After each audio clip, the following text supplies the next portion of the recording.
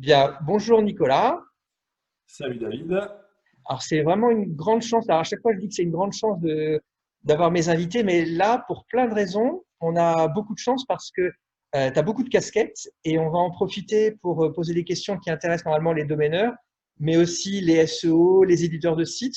Donc je voudrais que tu te présentes pour qu'on sache exactement ce que l'on pourra traiter dans l'interview. Mais je vais aussi faire une introduction qu'on fait jamais parce que finalement on parle que des questions de fond, mais il y a un point qui est important, à mon avis, c'est sur ton parcours. Moi, je te connais depuis assez mal, mais depuis longtemps, et j'insiste sur un point parce que je sais que tu étais un garçon sympa, honnête, travailleur et tout. Et je vois que maintenant, même si c'est des qualités qu'on met jamais en avant, et toi, tu peux pas le dire, hein, que c'est tes qualités, ce que je trouve génial, c'est que tu fais pareil en étant un patron. Et aujourd'hui, tu vois, tu es un bon patron, ce qui est beaucoup plus dur que quand on a son activité, voilà, qui se comporte bien avec ses employés, qui paye ses impôts, qui ne va pas magouiller telle ou telle chose. Et bon, ça n'a rien à voir avec le sujet, mais je tenais à le dire parce que je pense que ce sont des qualités qu'on met assez peu en avant et voilà et qui font que qu'on peut apprécier telle ou telle entreprise. Donc, s'il y en a qui hésitent entre voilà, est-ce que je fais tel ou tel prestataire, ben, on sait que chez Nicolas Mercatili, ben, il y a vraiment des qualités rares. Donc, désolé pour mon introduction très longue. Ah, merci beaucoup. Et si tu peux voilà, nous présenter ton parcours, tes activités en quelques secondes. Allez, en quelques secondes, assez rapidement. Donc, moi, je me suis lancé dans le web au tout début des années 2000, hein, à l'époque où les SMS n'existaient pas. Je créais mes sites avec Dreamweaver, donc je ne suis pas du tout développeur. Et j'ai commencé à monétiser des sites. On s'est rencontrés tous les deux il y a pas mal d'années sur le forum Bispo, hein, à l'époque, hein, où moi, je monétisais des sites avec de l'affiliation. Puis en 2010, le statut auto-entrepreneur est sorti. Je me suis dit, bah, allez, voilà, je sais faire du business avec du web. Je suis actuellement salarié, j'ai une très bonne place de cadre dans une grande boîte, donc je peux rester où je suis et je peux me lancer à côté comme ça. Et du coup, j'ai commencé à démarrer dans le milieu comme ça, en m'appuyant sur ce que j'avais déjà fait auparavant, mais toujours avec le côté, OK, je crée un site, mais par contre, je l'optimise correctement. Et puis donc, moi, ce qui m'a beaucoup aidé, étant pas développeur, ce qui m'a beaucoup aidé, ce sont les CMS, hein. Je me suis rapidement orienté vers WordPress et PrestaShop en optimisant bien sûr la partie SEO, c'est-à-dire je vendais un site, mais il était bien optimisé. Et au fil du temps, ben, je créais de moins en moins de sites et des personnes venaient me voir pour des problématiques SEO autour de WordPress et PrestaShop. Donc, mon parcours, ouais, ça a été principalement de l'optimisation on-site sur WordPress et PrestaShop. Et puis un jour, j'ai découvert le merveilleux monde des liens et je me suis orienté, donc c'était en 2015, vers le netlinking où là j'ai découvert un levier très puissant qui permettait de pousser encore plus que les actions que je pouvais faire sur la partie on-site. Et je pouvais propulser des sites encore plus loin que ce que je pouvais faire avant seulement sur la partie on-site. Donc, j'ai commencé à mettre en place un petit process, hein, pour faire des stratégies de lien. Ça a commencé à bien fonctionner. Et puis, j'en suis arrivé donc, à lancer ma plateforme semjust.com. Et donc, on s'est lancé en 2017. Et là, aujourd'hui, en 2020, 3 ans après, là, aujourd'hui, là, j'ai embauché aujourd'hui ma 23e collaboratrice. Donc, on est 23, on est une grosse équipe. Donc, heureusement, je ne suis pas seul. J'ai 2 associés pour ça, David et Jérémy, qui m'aident chacun au quotidien à gérer tout cela, chacun dans un domaine bien précis. Et effectivement, ça se passe très bien. Bon, toi, tu es partenaire chez nous, donc tu échanges beaucoup avec des personnes de mon équipe. Et effectivement, voilà, ça se passe très bien. Je touche du bois. J'étais un peu sceptique au début à embaucher des personnes avec les soucis que ça engendre, etc. Mais ça se passe super bien, voilà. Et en parallèle de SEMJust, j'ai aussi développé un thème pour WordPress qui s'appelle WP Rank, qui est un thème optimisé pour le SEO avec un plugin d'obfuscation pour, voilà, pour offrir ce qu'il y a de mieux en termes de SEO sur WordPress. Et j'avais fait la même chose sur PrestaShop et j'ai revendu le thème qui s'appelle SEO Presta. Je l'ai revendu en début d'année à PrestaModule, qui est le leader en France sur les modules PrestaShop. Voilà. Donc, voilà un petit peu mon parcours. Et puis, j'ai toujours développé des produits autour de ce que je faisais parce que j'arrive facilement après à les vendre derrière. Bien, ma première question, Nicolas, ce sera sur les plateformes de e-commerce, puisque toi tu les connais bien, et une question qui concerne les titulaires de portefeuille de nom de domaine, mais plus généralement un peu les e-commerçants, puisqu'on sait que ça correspond à l'actualité malheureusement. Donc la question est la suivante, les domaineurs vendent en général par Cedo, par Afternic, par Dan, ce sont des plateformes qui font pas beaucoup de travail, qui font simplement la prestation technique et on doit payer 10-15% en fonction de la plateforme lorsque la transaction est réalisée. Est-ce que tu penses que c'est possible et souhaitable d'utiliser des outils? Donc, tu nous as dit que tu connais très bien PrestaShop ou Commerce. Est-ce qu'il y a des outils que tu recommandes pour que les domaineurs vendent eux-mêmes avec un site qu'ils auraient créé, leur propre nom de domaine, les avantages, les inconvénients, d'après toi, de ces outils? Ok, ben, très bonne question. Ça peut être possible, mais après, tout dépend de ce qu'on veut réellement faire. Si une personne a quelques noms de domaine, effectivement, ça fait peut-être beaucoup de choses à mettre en place pour seulement quelques noms de domaine. Mais celui qui a beaucoup de noms de domaine, ou même comme toi, par exemple, qui vend beaucoup de noms de domaine régulièrement, effectivement, passer par un CMS et avoir sa propre plateforme peut être intéressant, hein, du coup. Donc aujourd'hui, il y a un e-commerce, on a Magento, on a PrestaShop, on a WooCommerce et on a Shopify. Magento reste vraiment une très grosse plateforme, c'est quand même assez lourd. Donc Magento serait complètement démesuré. PrestaShop, plus simple que Magento, mais quand même assez gros. Je pense que ça serait quand même trop lourd pour simplement vendre du nom de domaine. Pour moi, les deux solutions, c'est Shopify et WooCommerce. Donc, WooCommerce, il faut savoir que WooCommerce s'appuie sur le CMS WordPress. L'avantage de WooCommerce par rapport à Shopify, c'est que Shopify, c'est une solution SaaS. Donc, on va devoir payer un abonnement mensuel sur ça. Et donc, ça va coûter quelques euros tous les mois, plus des frais sur les transactions.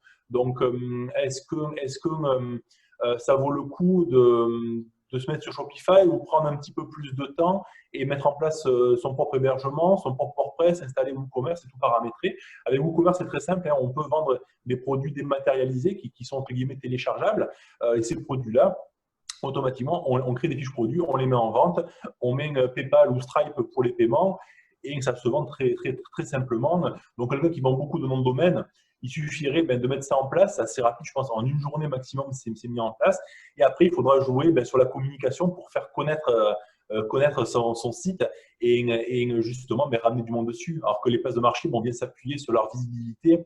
Bon, ok, ils prennent un pourcentage, mais ils ont beaucoup de passages chez eux par contre. D'accord. Alors, c'est intéressant. Donc, on suppose qu'on met en place un WooCommerce.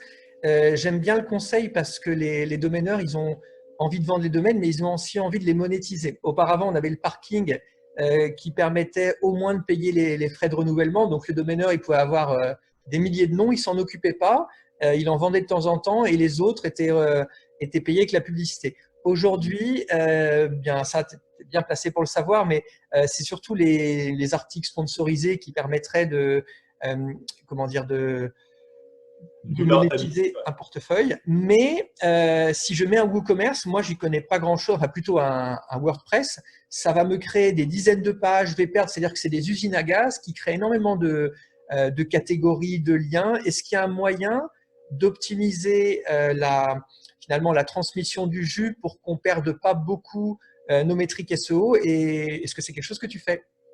Alors, les CMS, effectivement, on peut faire tout et n'importe quoi avec un CMS, mais on peut faire de très belles choses aussi. WordPress, qui est souvent critiqué parce que s'il est mal maîtrisé, c'est catastrophique. Et Laurent Borelli avait fait le buzz lors d'une conférence en disant WordPress est de la merde. Mais WordPress est de la merde si on l'utilise mal et qu'on on ne l'exploite pas correctement. On peut faire de très belles choses avec quasiment tous les CMS aujourd'hui. Les CMS où on a surtout la main dessus, comme Shopify, comme WordPress, PrestaShop et Magento. Shopify, comme c'est du SaaS, on n'a pas la main sur tout, donc on est un petit peu plus limité. Après, sur un WordPress, aujourd'hui, un WordPress, c'est le plus simple à utiliser parce que ça s'installe très facilement, c'est très léger, on peut rapidement mettre du contenu dessus et si on vient utiliser seulement la typologie des pages et qu'on ne vient pas utiliser les articles, les étiquettes, les catégories, tout ce qu'on appelle les taxonomies, si on ne vient pas utiliser les taxonomies, ça reste très simple, on peut faire un site de vitrine de quelques pages assez facilement. Après, si on vient utiliser beaucoup plus de choses dessus, si on veut faire un blog, créer des sections, etc., après, on peut venir sculpter un petit peu plus le maillage interne pour essayer d'avoir une structure en silo, hein, c'est ce qui fonctionne le mieux aujourd'hui. Hein. Une structure en silo, clairement, ça va booster le référencement d'un site parce qu'on vient créer des univers sémantiques au sein du site. Il y a un cloisonnement qui est fait entre les différentes sections et il n'y a pas de maillage entre ces sections-là. Donc aujourd'hui, ça fonctionne très bien. Il y a une technique qui s'appelle l'obfuscation qui est magique pour ça, où on peut conserver l'UX, pour les visiteurs et leur laisser des liens visibles et cliquables. Par contre, les bots de Google ne peuvent pas venir voir le lien. En fait, le lien, il est encodé en base 64 et en JavaScript et ça s'exécute le décodage s'exécute au moment du clic. Donc, voilà. Donc là, miraculeusement, on a ton fond qui a changé. On a un petit problème de connexion. Donc On a un problème de connexion, j'ai rapidement basculé de bureau. Ouais. Très bien. Ben, il y aura pas de… Finalement, dans les questions, finalement, il n'y aura pas de réelle rupture parce que ce que tu disais était vraiment intéressant sur le maillage qu'on peut réaliser lorsqu'on connaît bien WordPress. Et ça m'amène à une question où je crois que c'est très difficile d'avoir la réponse. Il y a peu de gens comme toi qui sont assez modérés. Ma question est la suivante, c'est pour le SEO, il y a beaucoup de gens qui pensent que le white hat avec les contenus, le maillage des liens, mais des liens internes simplement, et la manière de procéder comme le conseille Google. Par contre, on se rend compte, moi, mon activité, c'est plutôt de vendre des domaines, de vendre des liens, et il faut reconnaître que ça marche. Et toi, finalement, tu fais les deux. Avec SEMJuice, tu fais des contenus de qualité et également des liens. Donc, est-ce que tu as, par rapport à ce débat white hat contre black hat, quelque chose à apporter ou un positionnement à nous expliquer? Alors oui, moi je suis quand même assez white, mais avec un côté black en fait. On peut dire je suis Olivier Andrieux, mais qui fait du lien. Voilà, Olivier Andrieux contre le lien. Moi je suis Olivier Andrieux, mais qui fait un petit peu de lien. Non, après bon, pour être plus sérieux, j'aime bien travailler d'abord le site en lui-même. Hein, c'est-à-dire on va prendre les bonnes pratiques, on va optimiser correctement sa structure, on va faire de beaux contenus.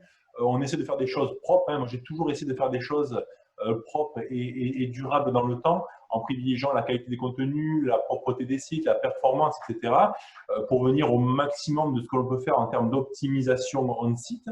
Et après, effectivement, après, on va chercher chez le côté Black Hat la partie lien, parce qu'aujourd'hui, le web est tellement concurrentiel que ceux qui ne font pas de lien vont rester derrière les autres. Et sur SEMJuice, nous, on a beaucoup de personnes qui nous disaient au départ ne pas vouloir faire du lien parce que le lien, c'est mal, etc. Et qui maintenant viennent en faire parce que le problème, ils n'ont pas voulu en faire, mais les concurrents en ont fait. Et les concurrents se sont envolés, ils sont restés derrière. Donc, effectivement, aujourd'hui, on ne peut pas mettre en place une stratégie SEO sans penser netlinking. Après, le netlinking était très mal vu il y a pas mal d'années. Même nous, quand on s'est lancé en 2017, les gens voulaient en faire un petit peu, mais bon, il y a toujours un petit peu de réticence. Mais il a fallu leur montrer qu'aujourd'hui, on peut faire des choses propres, en fait. Hein. Nous, on va clairement s'appuyer sur des process très propres. On évite de faire des liens en effet de masse. On va d'abord optimiser, si on a une page à pousser, la page, on va d'abord bien l'optimiser au niveau du contenu avec sa title, on va bien la mailler au niveau du site pour qu'elle ait un maximum de jus depuis la page d'accueil. Et derrière, on va acheter du lien. Les liens, on va les mettre sur des partenaires différents. Donc, si j'ai 30 liens à faire, je vais prendre 30 partenaires différents pour qu'il n'y ait aucune empreinte entre ces sites-là. Les sites, on va correctement les choisir. On va prendre des sites qui soient propres. On va rédiger un bel article qui répond à une intention de recherche. L'encre ne va pas tomber du ciel, elle sera bien amenée et bien intégrée. Et puis voilà, en fait, il faut que quand on passe sur le profil de lien, qu'on regarde les différents liens d'un site, qu'il n'y ait rien de choquant, qui soit aberrant.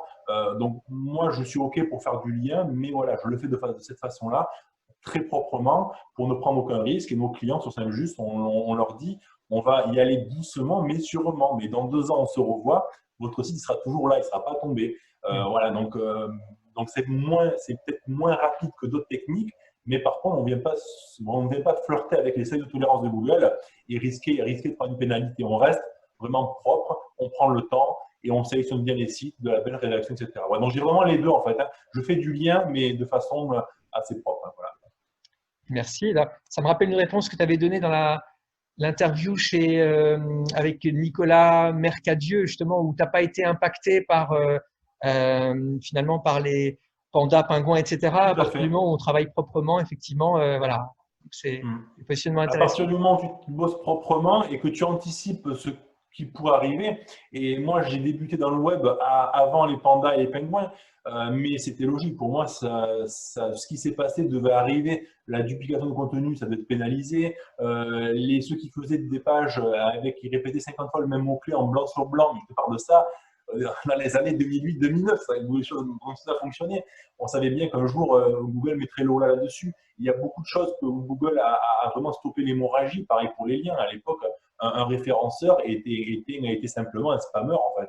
Plus tu envoyais de liens vers un site, plus le site montait. Donc, il a fallu stopper tout ça aussi. Et aujourd'hui, ben voilà, je suis passé au travers de tous ces algorithmes et je n'ai jamais eu, aujourd'hui, depuis 20 ans que je suis dans le web, je n'ai jamais eu un seul site qui était pénalisé, en fait, parce que je n'ai pris aucun risque et j'ai essayé de faire les choses correctement et j'aime pas flirter avec le seuil de tolérance.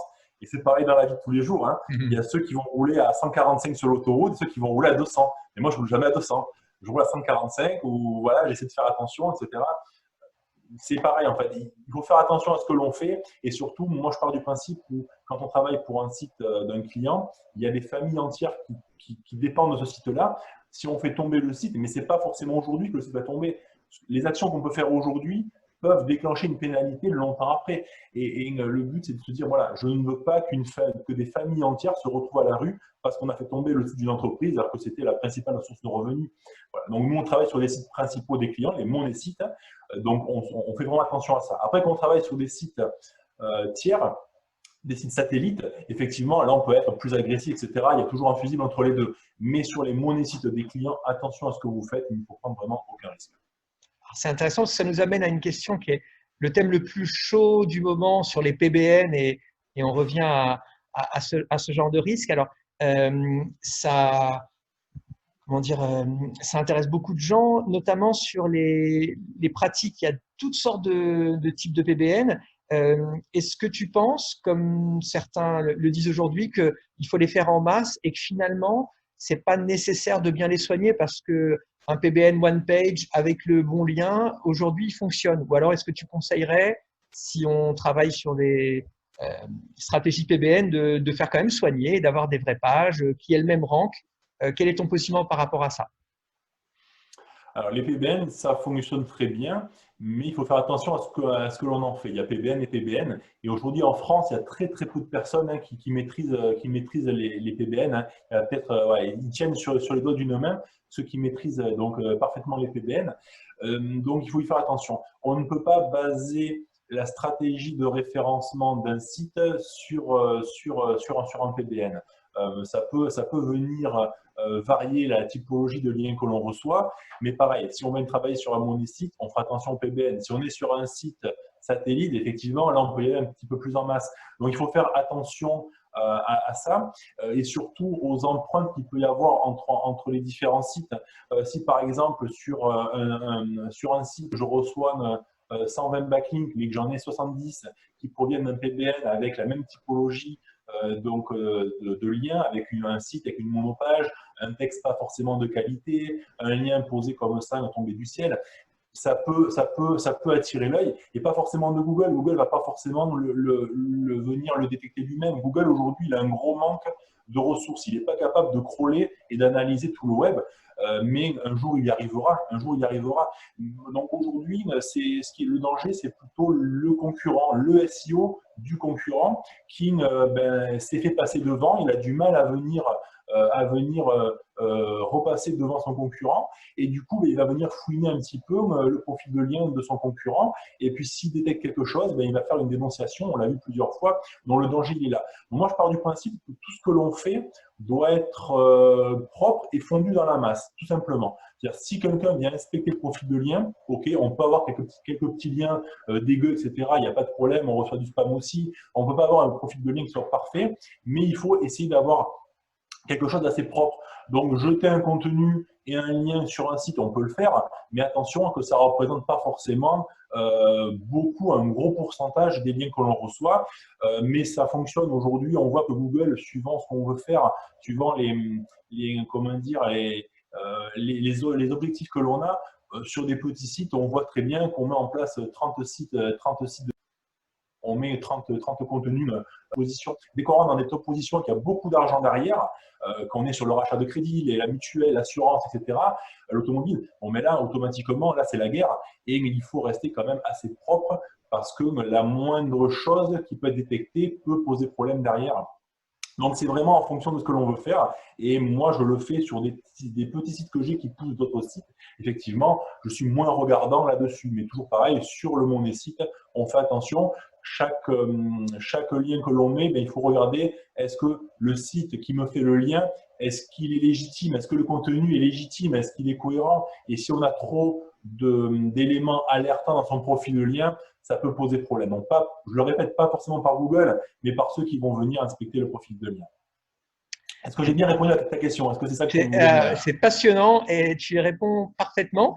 Et ça m'amène encore une autre question, puis la dernière, puisqu'on va essayer de faire en sorte que ce ne soit pas trop long, même si j'en aurai beaucoup d'autres. Je pense aux éditeurs de sites, donc qui sont, la plupart quand même sont white hat. Les portefeuilles de noms de domaine, en fait, des domaineurs en général sont des très jolis noms et puis développés en général avec un petit contenu. Comme ils sont anciens, il peut y avoir des liens.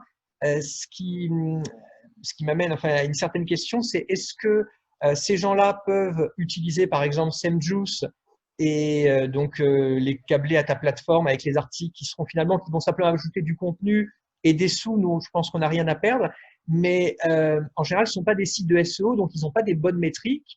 Ils ont surtout en général un joli nom. Par exemple, je vais avoir espagne.com, politique.com, économie.fr. Est-ce que ce genre d'atouts, le domaine ancien, en général un contenu qui est propre, mais qui est qui est pas forcément très vivant, est-ce que ça peut avoir des débouchés chez toi ou c'est simplement les métriques SEO qui vont être regardées en premier par les clients? Alors, nous sur SEMJuice, c'est principalement les métriques. En fait, nous, on vend du jus SEO. Donc, on a un algorithme qui vient qualifier les sites en fonction de la puissance qu'ils ont, enfin, comment dire, la qualité et les métriques. Après, pour répondre à ta question, le super nom de domaine, pour moi, déjà, il est ancien. Tu m'as cité espagne.com. Espagne.com, c'est un nom de domaine qui a dû être réservé il y a très longtemps. Donc, il est quand même assez ancien. Il y a quand même un signal de confiance et d'autorité.